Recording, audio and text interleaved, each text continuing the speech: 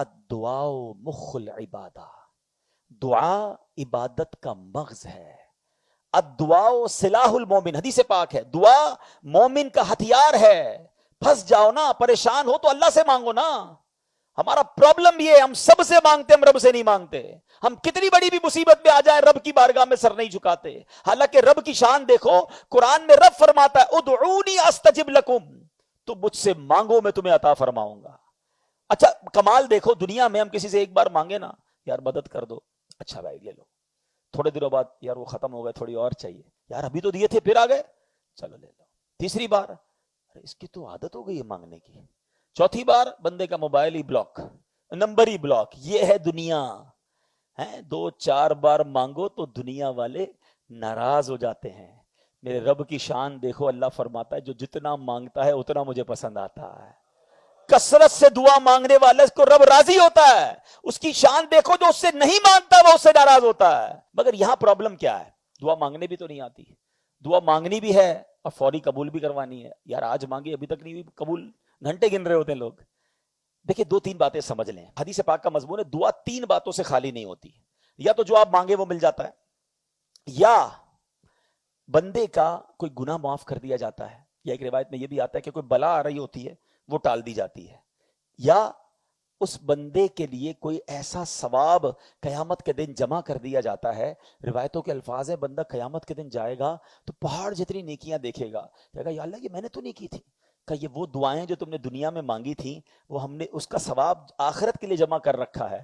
کہتا کاش میری دنیا میں کوئی دعائی قبول نہ ہوتی، اتنا ثواب، اتنا اجر۔ It means whenever we make دعا، ہماری ہر دعا میں فائدہ ضرور دے رہی ہے۔ مثال کے طور پہ لوگ کہتے ہیں حضرت آپ نے تو کہا تھا کعبے کو دیکھ کر دعا مانگو، میں تو کعبے کو دیکھ کر پہلی نظر میں دعا مانگی یا اللہ بیٹا دے دے، 10 سال ہو گئے بیٹا ہی نہیں ملا ہے۔ میں تو فلاں مزار پہ بھی گیا، فلاں بزرگ سے بھی دعا کرائی، عرفات کے میدان میں دعا کی۔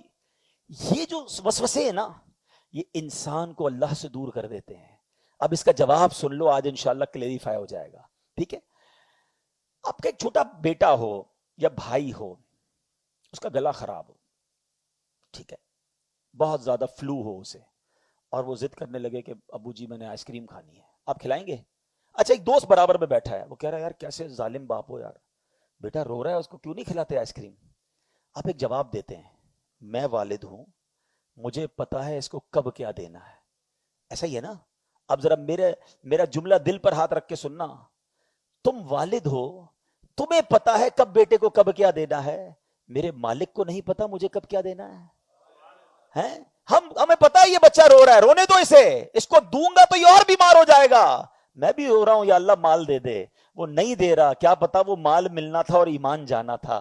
اللہ بہترین فیصلہ کرنے والا ہے۔ میں بیٹا مانگ رہا ہوں وہ نہیں دے رہا، کیا ایسے بیٹے نہیں دیکھے جو ماں باپ کو گھر سے باہر نکال دیتے ہیں؟ کیا پتا مقدر میں ایسا بیٹا تھا۔ اللہ بہترین فیصلہ کرنے والا ہے۔ جس دن تم رب پر بھروسہ کرنے والے بن گئے، رب سے تمہارا توکل کا لیول یہ ہو گیا کہ یا اللہ جو تو نے دیا وہ بھی تیری مہربانی، جو نہیں دیا وہ بھی تیرا بہترین فیصلہ، آپ بلیو کریں آپ کی لائف پرسکون ہو جائے گی۔ ہمارا پرابلم یہ ہے، پلاٹ لینے جاتے ہیں، سودا ہو گیا تو بڑے خوش، نہیں ہوا تو موڈ آف، یار بڑی اچھی ڈیل نکل گئی۔ لیکن جس دن تمہیں یہ یقین ہوگا نا کہ یہ ڈیل نکلی بھی اس لیے ہے کہ رب نے چاہا ہے، یہی میرے لیے بہتر ہے، تمہارا کام بنے گا تو بھی الحمدللہ، نہیں بنے گا تو سما الحمدللہ، ریلیکس رہو گے، اللہ پر بھروسہ کرنا سیکھ جاؤ، وہ رب ہمارے لیے بہترین فیصلہ کرنے والا ہے۔ جب وہ ماؤں سے زیادہ چاہنے والا ہے تو ہماری ماں ہمارے لیے کبھی رانگ ڈیسیژن نہیں لیا اس نے، تو وہ رب تو رحیم و کریم ہے۔